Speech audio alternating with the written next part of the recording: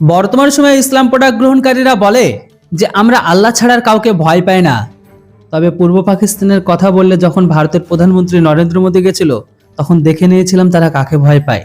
তো রিসেন্ট আবার পাকিস্তানের মানুষজন বলে যে আমরা আল্লাহ ছাড়া কাউকে ভয় পাই না, কিন্তু রিসেন্ট ইরানের উপর হামলা করে তারা যে কতটা ভয়ে আছে সেটারও আবার জলজান্ত প্রমাণ উঠে আসলো। হ্যাঁ বন্ধুরা, তারা বলে আমরা আল্লাহকে ছাড়া কাউকে ভয় পায় না, কিন্তু এখন দেখতে পাচ্ছি যে আল্লাহ তার উপরে চলে গেছে ইরানকে তারা কিভাবে ভয় পাচ্ছে। বালুচিস্তানের জিহাদি সংগঠন জয়সাল আদলের ঘাঁটি গুড়িয়ে দেয় ইরানের এলিট রেভলিউশনারি গার্ড। পাকিস্তান ও ইরানের মধ্যে সংঘাত এখন চরমে, সেটাকে নিয়ে হামলা পাল্টা হামলার যুদ্ধের দামদামা বেজে উঠতে পারে যে কোনো মুহূর্তে। আর এহেন জটিল পরিস্থিতির আলোচনায় এবার টেবিলে বসলো ইসলামাবাদ ও তেহরান। হ্যাঁ বন্ধুরা, পাকিস্তান রেড অ্যালার্ট করে তারা আবার টুইটারে টুইট করে বলে আমরা নাকি দুই ভাই, তাই আমরা এখন এটাকে টেবিলে বসে আলোচনায় মেটাতে চাই। তারপরে থেকে গোটা পাকিস্তান জুড়ে থাকে হাই অ্যালার্ট। পাক বিদেশ মন্ত্রক জানিয়েছে তেহরানের সঙ্গে আলোচনা ইতিবাচক। ভৌগোলিক অখণ্ডতা তথা সার্বভৌমত্বের প্রতি পারস্পরিক সম্মান যে জরুরি সেটাও জানানো হয়েছে। বৈঠকের পর দুই দেশের তরফে যৌথ স্টেটমেন্ট জারি করা হয়। সেখানে পরিস্থিতি নিয়ন্ত্রণে আনার সংঘাতের মেঘ কাটানোর বিষয়ে সহমত হওয়ার কথা বলেছে তারা। গত কয়েকদিন ধরে হামলা পাল্টা হামলায় উত্তপ্ত হয়ে উঠেছিল দুই দেশের সম্পর্ক। নিরাপত্তা ও সন্ত্রাসবাদের বিরুদ্ধে সামরিক অভিযানের নামে একে অপরের জঙ্গি ঘাঁটি গুড়িয়ে দেয়। জানিয়ে মধ্যপ্রাচ্যের পর এবার মধ্য এশিয়ার যুদ্ধের মেঘ ঘনাবে বলে আশঙ্কা ছিল আন্তর্জাতিক মহলের।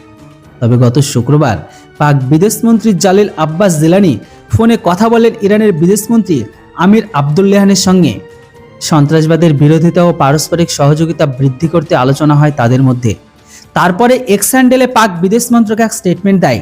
সেখানে জানানো হয় যে পারস্পরিক বিশ্বাস ও সহযোগিতা নিজেদের নিরাপত্তা নিয়ে প্রয়োজনীয় পদক্ষেপ করবেন ইরান ও পাকিস্তান। সংঘাত জারি রাখতে আগ্রহী নয় ইসলামাবাদ। পাশাপাশি এই দিন সেনা ও গোয়েন্দা বিভাগের প্রধানের সঙ্গে জরুরি বৈঠক করেন পাকিস্তানের কেয়ারটেকার সরকারের প্রধানমন্ত্রী আনারুল হক। বৈঠকের সিদ্ধান্ত নেওয়া হয় যে ইরানের সঙ্গে ফের কূটনৈতিক সম্পর্ক স্থাপন করবে পাকিস্তান। তবে দুই মুসলিম প্রধান দেশের মধ্যে হওয়া সংঘর্ষ নিয়ে নড়েচড়ে বসেছে কূটনৈতিক মহল। এই নিয়ে ভারতের উদ্বেগ প্রকাশ করেছে এমনকি ভারত, চীন, রাশিয়া, আমেরিকা সহ প্রচুর দেশ। রাষ্ট্রসংঘ ও মার্কিন প্রশাসন দুই দেশকে সংযত হয়ে উত্তেজনা কমানোর বার্তা দিয়েছিল।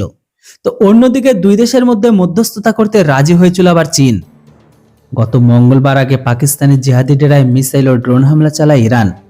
পাকিস্তানের সবথেকে বড় প্রদেশ বালুচিস্তানের জিহাদি সংগঠন জয়সাল আদলের ঘাঁটি গুড়িয়ে দেয় ইরানের এলিট রেভলিউশনারি গার্ড। এই হামলার পিছনে তেহরানের যুক্ত ছিল নিরাপত্তা ও সন্ত্রাস দমন অভিযান চালানো হয়। গত বুধবার এই হামলার পাল্টা দেয় পাক সেনা।